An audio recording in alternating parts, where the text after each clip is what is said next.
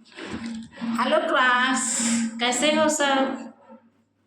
ठीक है, तो एक बार फिर हम उपस्थित हो गए हैं 9th और 10th क्लास की लेकर के बुक साहित्य सागर। पाठ है आपका मेघ आए। लिखा है सर्वेश्वर दयाल सक्सेना जी ने। ठीक है, उन्होंने लिखा है। तो पहले तो हम उनका जीवन परिचय पढ़ लेते हैं। पहले क्या करते हैं, पहले उनका हम जीवन परिचय पढ़ लेते हैं। फिर उसके बाद उन्होंने जो मेघ आए आपका लिखा हुआ चैप्टर है उसको पढ़ेंगे। नई कविता के विख्यात कवि श्री सर्वेश्वर दयाल सक्सेना का जन्म उत्तर प्रदेश के बस्ती जिले में 15 सितंबर 1927 ईस्वी को हुआ था। समझ रहे ना सारे बच्चे? जिसको समझ में ना आए कमेंट बॉक्स में बोल दीजिएगा। तो जो सर्वेश्वर दयाल सक्सेना जी थे, उनका जन्म कहाँ हुआ था? उत्तर प्रदेश के बस्ती जिले में 15 सितंबर 1927 ईस्वी को। बेटा आपको जीवन परिचय याद करने हैं, याद रखना सारे बच्चे। जीवन परिचय सभी बच्चे याद करेंगे। सन 1965 में इन्होंने विनमान साप्ताहिक पत्रिका के उप संपादक के पद पर कार्य किया। इसके बाद इन्हें बच्चों की प्रसिद्ध एवं लोकप्रिय मासिक पत्रिका पराग के संपादक की जिम्मेदारी मिली, जिसका अत्यंत सफलतापूर्वक वहन किया। सन 1983 में इनका आकस्मिक निधन हो गया। जो आया है वो जाएगा, ठीक ना। लेकिन इन्होंने जो है अच्छी अपनी लाइफ जी ली। इनका आकस्मिक अचानक निधन हो गया, जो साहित्य जगत के लिए अपूर्णीय क्षति थी, बहुत ही दुख की बात थी। इनकी प्रमुख रचनाएं हैं काठ की घंटियां, बांस का पुल, गर्म हवाएं, एक सूनी नाव, कुआवे नदी, जंगल का दर्द, खूंटियों पर टंगे लोग, काव्य संग्रह, पागल कुत्तों का मसीहा, सोया हुआ जल उपन्यास, बकरी नाटक तथा लड़ाई कहानी। इन्होंने प्रचुर मात्रा में बाल साहित्य में भी लिखा। दिनमान में प्रकाशित चरखे और चर्चे स्तंभ के लिए इन्हें बहुत लोकप्रियता प्राप्त हुई थी। अब इन्होंने आपकी बुक साहित्य सागर में लिखा है मेघ आए। इन्होंने बाल कविताएं भी लिखी हैं और इन्होंने आपकी साहित्य सागर बुक में भी आपको एक चैप्टर लिखा है जिसका नाम है मेघ आए। मेघ आए सारे बच्चे पढ़ेंगे, मेघ आए और समझेंगे भी, ठीक ना। अब देखो बेटा, आपके हाफ ईयरली एग्ज़ाम किसी किसी कॉलेज में स्टार्ट हो गए हैं, किसी में स्टार्ट होने वाले हैं, ठीक है। तो half yearly course I think हमने आपका कंप्लीट करा दिया है।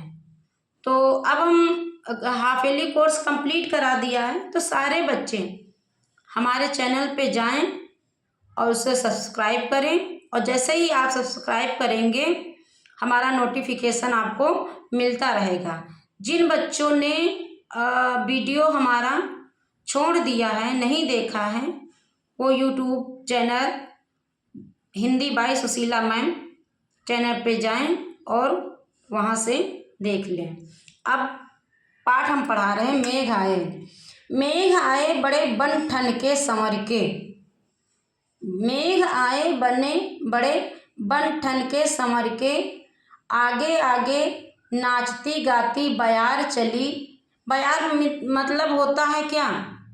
हवा, है ना। जब बारिश होती है, पानी बरसता है, और जब उस समय जब पानी बरस रहा होता है उसमें जब हवा चलती है तो थोड़ी सी ठंडी महसूस होती है शरीर को। अगर आप भीग गए हो बरसात में और भीगने के बाद आप क्या करोगे कि थोड़ी सी ठंडी आपको लगेगी।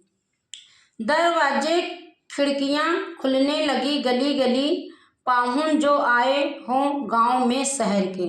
पहले पाहुनों को जो है रिश्तेदारों को बहुत ही वो समझा जाता था, कहा जाता था कि जिसके घर पाहुन आते थे, रिश्तेदार आते थे, वो उनका घर जो है धन्य माना जाता था। लेकिन आजकल रिश्तेदार कहाँ आते हैं, किसी को टाइम ही नहीं है। सभी के बाल बच्चे तो स्कूल जाते हैं, कोई ऑफिस जाता है, किसी को टाइम ही नहीं है। तो फ़ोन पर ही हाय हेलो होती, आते हैं तो 10 मिनट चाय नाश्ता होता है बस। पहले जो लोग थे हम लोगों के समय में, तो जब गर्मियों की छुट्टियां होती थी तो बच्चे से जब छुट्टी होती थी तो उन्हें ये उत्साह रहती थी कि अब हम मामा के घर जाएंगे, मौसी के घर जाएंगे। लेकिन अब आजकल ना मामा ना मौसी ना नाना, कुछ भी नानी वगैरह नहीं है, सिर्फ मोबाइल है बच्चों के लिए, वही सब कुछ दुनिया है। तो जब कोई पाहुन आता था तो रिश्तेदार आता था तो उसकी बड़ी स्वागत होती थी और घर बढ़िया सा अच्छे से घर की तैयारियां होती थी। ऐसे लगता है कि कोई पाहुन शहर से आ रहा है। शहर बहुत ज़्यादा तवज्जो दिया जाता था लोगों को। ऐसा लग रहा है कि कोई पाहुन जो है, कोई रिश्तेदार जो पथिक है वो आ रहा है शहर से। तो ऐसे जब मेघ आते हैं, बयार चलती है धीरे धीरे और पानी बरसता है, दरवाजे खुलते हैं, खिड़कियां खुलती हैं, जब झिकोरा मारता है पानी हवा के साथ, तो उसकी जो फुहार है वो विंडो और दरवाज़ों पर जो है जाती है। मेघ आए बड़े बन ठन के संवर के, ऐसे लग रहा है कि कोई दुल्हा है जो अपनी दुल्हन को लेने उसके मायके जाता है, बढ़िया तैयार होके जाता है। पेड़ उचक झांकने लगे गर्दन उचकाए, आंधी चली धूल भागी घाघरा उठाए। जब पानी बरसता है तो पानी बरसने के समय बेटा क्या होता है कि जो पेड़ की लताएं हैं, जो पेड़ की टहनियाँ हैं, जो पेड़ की शाखाएं हैं, वो झूमने लगती हैं। तो ऐसे लगता है कि जब ऊपर से नीचे, नीचे से ऊपर वो टहनियाँ जाती है तो ऐसा लगता है कि कोई सुंदर नारी है जो अपने विंडो से, अपने झरोखे से किसी को देख रही है, ऐसे लगता है। और फिर अब आंधी धूल भाग गई, जब पानी बरसता है तो धूल की हवाएं जब चलती हैं ना तो वो भाग जाती हैं, दूर हो जाती हैं, क्योंकि पानी की बरस में जो धूल मिट्टी है वो थम जाती है। बाकी चितवन उठा नदी छिटकी घूंघट सरकाए। अब ऐसा लगता है कि चितवन का मतलब होता है दृष्टि। ऐसा लगता है कि कोई बड़ी ही दृष्टि गड़ाए हुए किसी अपने की राह देख रहा हो, किसी अपने के लिए तैयार हो रहा हो। और ऐसा लग रहा है कि नई नई दुल्हन अपने प्रीतम की चाह में जो है घाघरा उठा करके और अपनी चुन्नी उठा करके उसकी राह निहार रही है। और जैसे ही उसको पता चलता है कि हमारे जो प्रीतम है परदेश गए थे वो आए हुए हैं, और वो दौड़ती है, भागती है। मेघ आए बड़े बन ठन के संवर के, बूढ़े पीपल के आगे बढ़कर जुहार की। जुहार का मतलब होता है अभिवादन, नमस्ते, प्रणाम, स्वागत, वेलकम। तो बरस बाद सुध लीनी, बरस बाद मतलब 1 साल के बाद बारिश आती है ना, ऋतुएं होती ना 4, जाड़ा गर्मी बरसात, 3 जाड़ा गर्मी बरसात, 3 ऋतुएं होती, 4 महीने की होती हैं। तो मेघ आए बोली अकुलाई लता ओट ओ किवाड़ की, हर साया ताल लाया पानी बारात भर के। अच्छा, बारात कितने बच्चे जानते हैं? बारात होता है जो शादी ब्याह में इतना बड़ा सा थाल दिया जाता है लड़की को, और उसमें पानी भर करके लाया जाता है। तो यहाँ पर तालाब को बताया गया है कि जब पानी बरसता है तो तालाब, पोखरे, नदी, नाले सारे झूम उठते हैं। बोली अकुलाई लता ओट ओ के किवाड़, लता ओट किवाड़ की ओर से कोई नई नवेली दुल्हन, ऐसे लग रहा अपने प्रीतम की याद में उसकी रास्ता निहार रही है। क्षितिज अटारी गहरी दामनी दमकी, क्षमा करो गांठ खुल गई अब भरम की। अब बांध टूटा झरझर मिलन के, आंसू ढर के मेघ आए बड़े बन ठन के।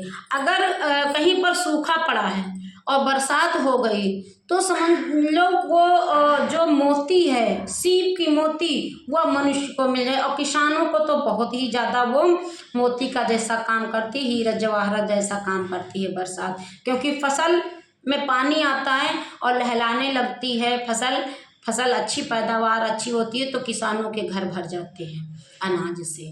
वही अनाज मंडियों में जाता है, मंडियों से आपके बड़े बड़े पूंजीपतियों के घरों में जाता है, जिससे आटा बनाया जाता है, रोटियां उनके घर के औरतें बनाती हैं।